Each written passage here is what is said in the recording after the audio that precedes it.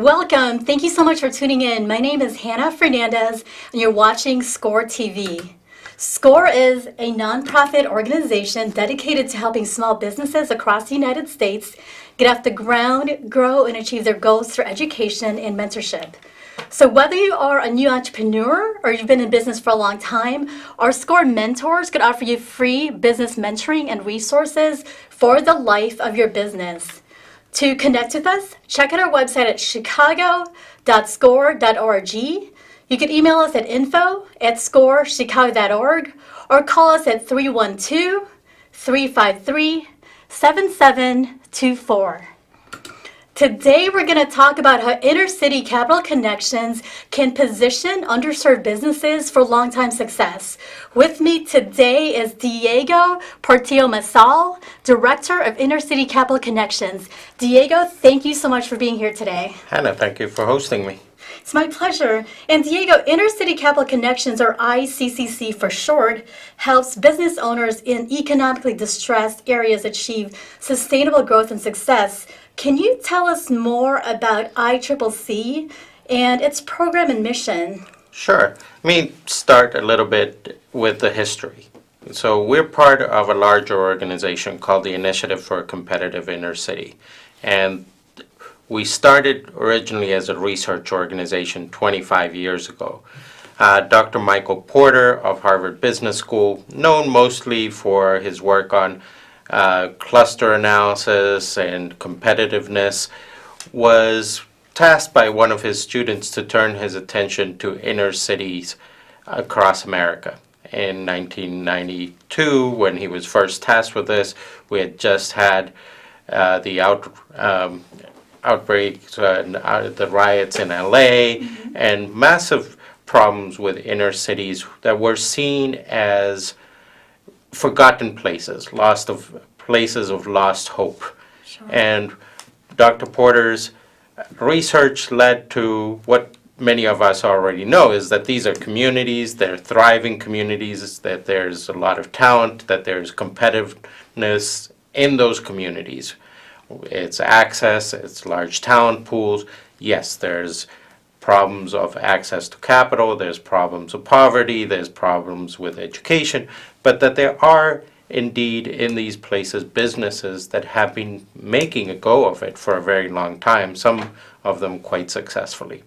So for the first 10 years, we were basically selling that idea. Sure. Then we decided we couldn't just be about thought leadership, we had to be about the practice leadership. And in that practice leadership came this idea of creating a program that connects a few key elements. Talent, capacity building education, coaching, in partnership with SCORE and other such organizations, and then access and connections to capital. Our research had said that what roughly 50% of the entrepreneurs or business owners said was the biggest obstacle to their growth was the knowledge, understanding, and access to capital. And I say those three things together because it's not just the fact that the capital may not have been available, but most of the business owners that we deal with don't know the full scope of the capital landscape, don't know the language they need to speak to access that capital. And so you get into those conversations about what are you looking for and how do you communicate what you're looking for and trying to achieve. And there's definitely a big need for that. So you're offering a holistic approach to business. Sure. We affectionately call it a 40-hour mini MBA on steroids. It is a 4-part program. So we do a 1-day intensive seminar in 14 cities across the country.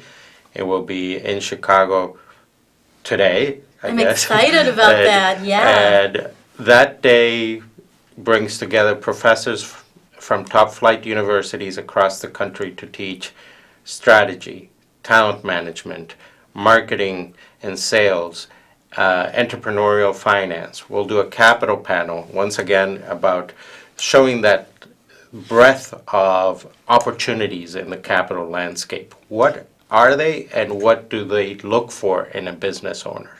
So a traditional bank is not the same as a CDFI or the same as an equity lender or an impact investor. So explaining those differences and how they view the business owners, what kind of materials you'd have when you access them, what are they trying to get in return, etc. And then finally, networking, because we do believe and we know that 75% of the businesses that go through our program end up doing business with each other. Yes. So it's not just about doing business with very large organizations, but it's also about the connections that you make, and you end up changing from going to Kinko's to connecting with a local printer in your neighborhood and supporting another small business. And some of these businesses are not so small by definition. And then after we've done this one-day seminar, we do a series of webinars. We'll host somewhere between 18 and 24 webinars this year. Not everybody will watch every one of them, of course. We do coaching in 2 different tracks. So we do capital coaching for the people who want to get a pitch deck together, go out there and sell the pitch deck and connect with a banker or with a lender, or business technical assistance. And organizations such as SCORE, Pacific Community Ventures, and other local organizations will provide that mentorship somewhere between a very quick engagement, and all I need is somebody to help me with my marketing plan, to sometimes multi-year engagements. As you well know, SCORE probably has very long engagements. I believe the average length of an engagement with a SCORE coach is almost close to a year. Yeah. So those are all resources that become available. And we talk very closely with the business owner about what is it that they're trying to achieve, and is a local organization more appropriate, or a national organization, or are they looking to meet with somebody in person, or are they okay with virtual coaching, or so forth. And then finally, our national conference. So every year we host a conference. This year it's in November in Boston. It's our 25th anniversary, as I mentioned earlier. Congratulations. And thank you. And we'll bring together roughly half of the entrepreneurs that have gone through the program this year. So somewhere between 400 to 500 business owners from across the country will congregate in Boston for a full day. Once again, education, networking. You'll get a chance to watch a kinder, gentler Shark Tank pitch. So see people who, just like you, who went through a program just like you, who are now standing in front of a panel of judges and doing their pitch and getting feedback from a banker, an impact investor, and someone who comes from the world of equity, and someone who has done strategy consulting for 2 decades. So I think it gives a huge amount of information in a very short amount of time. I went last year and it was amazing. The learning was solid, and also just the value of the network, because like you said, you get to network with businesses all across the country. I think it's an amazing opportunity. The energy in the room, the ability for people to meet. And we had cases, even you were there last year, but we had a company in Sacramento that makes a hot sauce. And they were working with a vendor in Birmingham, I think. And then they came to the conference, they met somebody else who had the facilities, who's another small business owner in Texas, and very quickly they got together, and now the hot sauce is being produced by an alum of our program for an alum of our program. That's exciting. And I think that's the kind of thing that propels businesses forward. That Absolutely. they chance to work with each other, the chance to learn, to devote some time to thinking about what it is that they want to do and why they got into business in the first place. And Diego, with so many partnerships and initiatives, what is your role at ICCC? I would say my role is mostly as a connector. I take all these resources and make sure that it runs smoothly for as many of us, our participants, as I can. I want to make sure that the people who started with us in May are equally served as the people who start with us in Hawaii in October, that your experience is an ongoing one, and that the resources are there year after year after year. So people who've gone through our program can go through the program again if they need to. Different companies find different parts of the program appealing at different times, but the resources might be different. You might say, I came through the program this year because I really was dealing with a problem on the talent management side of things. Biggest constraint to my growth was I just can't seem to keep my people engaged. I'm working with a difficult population for whatever reason, and that we managed to help you get through that. Well, 2 years later, you may look at your business and say, that problem's been solved. But now I'm looking at how do I access capital and grow? Because I've got my house in order, now I can grow. And you might come back through the program, or you might just call us and say, can I get some coaching on this? Can you please, you guys mentioned a resource a year and a half ago. Now I'm ready for it. Can you reconnect me? It's good that the program is adapting to the changing needs of business owners, and that's exactly how SCORE is. Because if a business owner first comes in, sometimes they just need some advice on how to go ahead and start a business plan. But then as their needs change, it could be, next could be marketing, and then like you said, access to capital will also match them to that mentor that is appropriate for that need at that time. I think it's vital because business owners get very, very caught up on working in their business. Yes. Traditionally. They're slammed and working, and I haven't met a business owner who doesn't tell me they're extremely busy. That's a good thing. If you're growing, you're probably super busy. But to be able to take that moment away, to stop, to sit with a room of people just like you, and talk about your business honestly, and say, this is what I'm trying to do, this is what I'm facing, this is where my challenge is, sometimes can be very difficult. And to start there with that group and then get the assistance from a mentor at SCORE and be able to say, well, you know what, this is what I needed SCORE for last year. This year I need something different.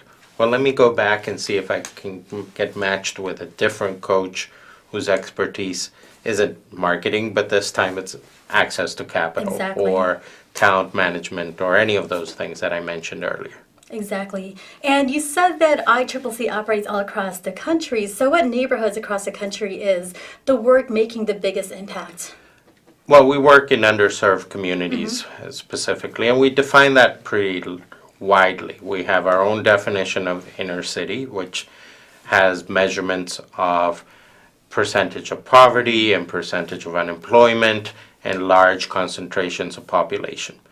But in addition to that, we'll work with census tracts that are low and moderate income communities. We'll work with opportunity zones. We'll work even in some places with health disparity maps, because we believe that those communities have different needs and different ways in which they were underserved. But if you look at a traditional city, even in Boston, where we live and operate, you can look at a zip code, like in Roxbury, Mass., and you can look at Beacon Hill, and there's a 4-mile difference, and yet there's a 12-year gap in life expectancy. We think that's immoral, we think that's wrong, and we think the impact can be made here in small businesses or medium-sized businesses. We think because they build wealth, they build communities. The person who owns a small store in this neighborhood isn't going to hire from Southern California or try to attract somebody from across the country. They're more likely to put a sign on the door and say help wanted and hire somebody right from their same community. Exactly. So I think that's what we believe. And as we see our program develop, I think we've seen more and more businesses that do make an impact in their community in all kinds of ways. They're either directly social enterprises or when you start talking to them, you realize that they're doing that work anyway. So Exactly. the cafe down the street happens to close every Thursday to help kids from the local high school use their kitchen for training. Maybe they never declare themselves a social enterprise, but it's there, it's in the mission, it's in the kind of help that we want to see in our communities. And the good thing about that is the local businesses are providing services directly in the community, and they're also creating jobs, which is an amazing impact. I think jobs is the biggest part. So we measure our success in 3 criteria. One is top line revenue growth. We want to see that these businesses are growing. The second is whether they've accessed capital. Capital is, after all, in our name. But more importantly, it's about quality jobs. So we measure and we track every year whether they've hired people and how many of them are providing quality jobs. And we define quality jobs as a living wage, access to health care, and access to some form of retirement plan. So Gotcha. it's, again, a look at what is making a better community. And in going across the country, what are some of the challenges that you're seeing inner city businesses face? I think the biggest probably continues to be the access to capital. That's still out there. I think we've gotten a lot of feedback on the development of talented worker pools. So education continues to be a concern. People want to help in their community, but they're having a harder and harder time finding people whose credentials match the jobs.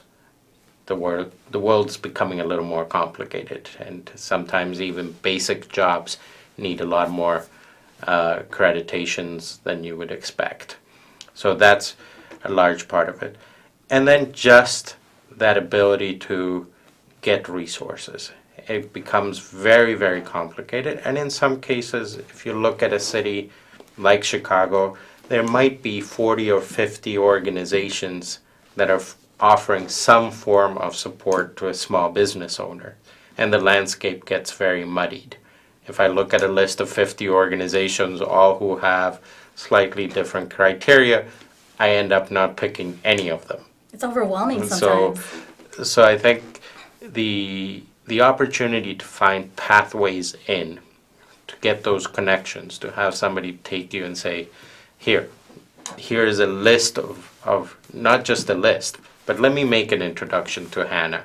And Hannah will help you find the right coach, and that coach will then help you find the right banker, and the right banker will help you find the right real estate person, and you become part of a network, I think. And that makes it a lot easier and streamlined for the business owners. Absolutely. And so, in addressing the topics that are going to be covered for the ICCC program, can you share a little bit what skills are the participants going to go ahead and learn? As I think I mentioned, the 4 main areas will be strategy. That's where we were born out of. So Yeah. I think there's a lot on who are you? How are you positioning yourself in the market? How are you positioning yourself against or in comparison to your competition?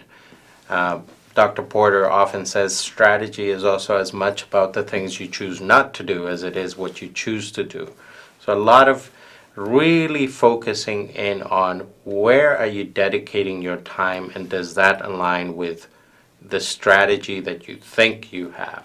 So often we hear people say, well, my strategy is to reach out to a broad group of people, a very wide market.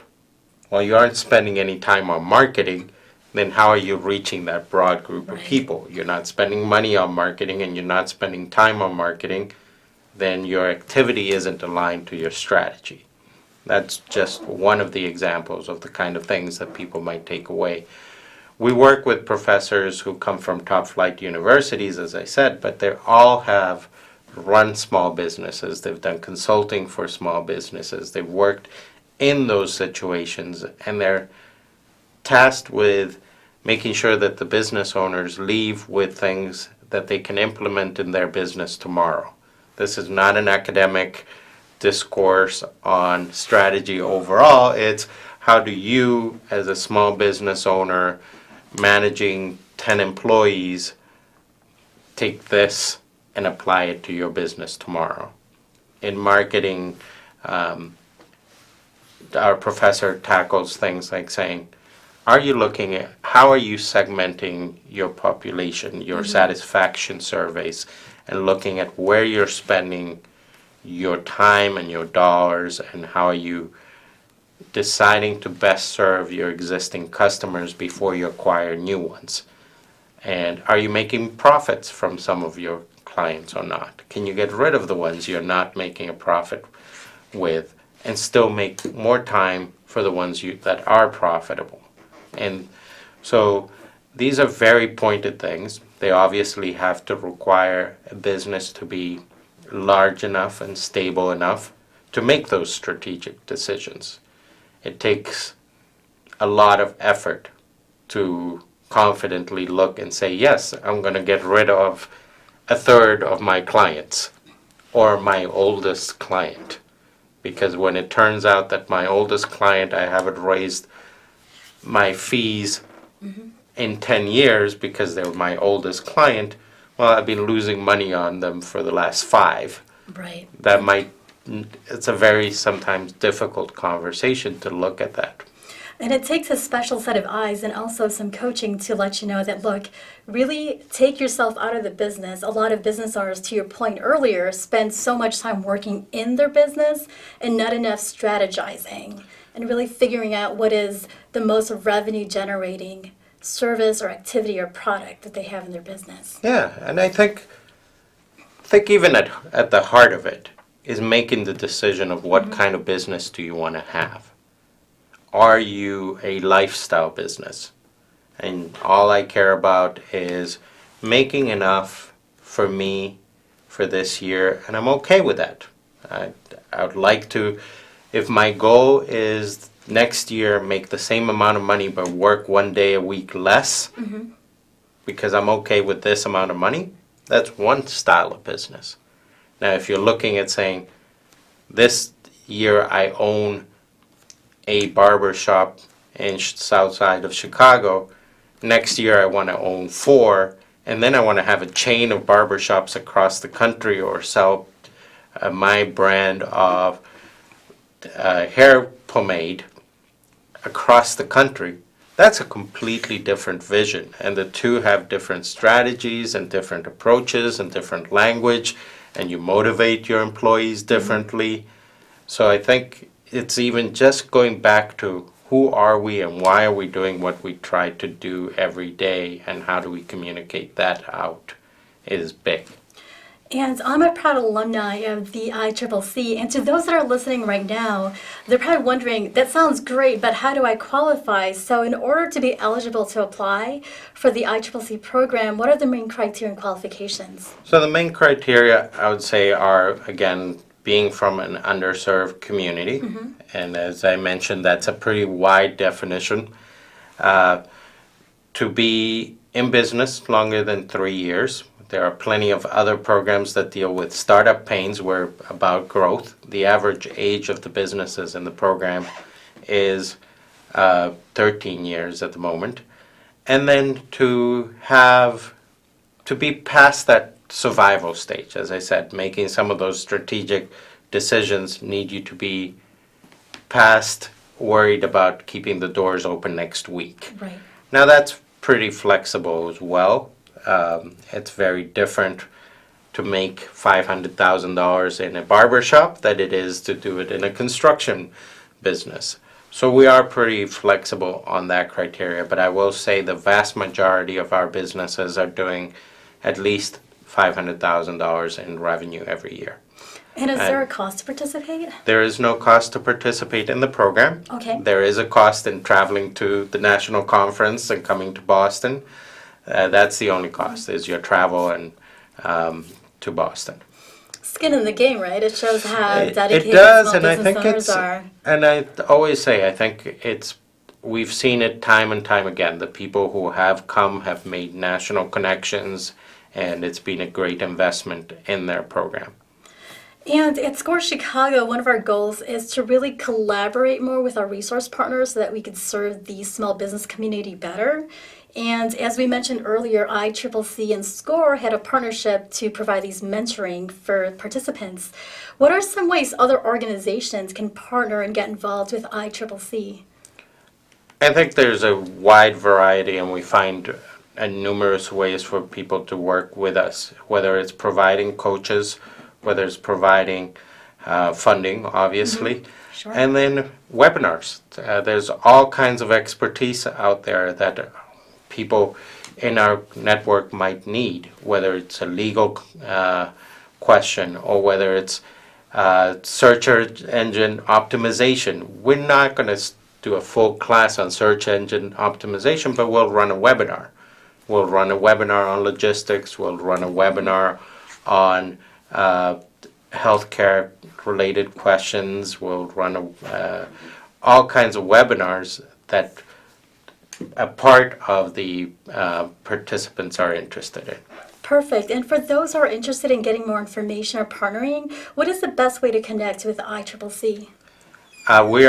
We can be found at icic.org. That's at the Initiative for a Competitive Inner City.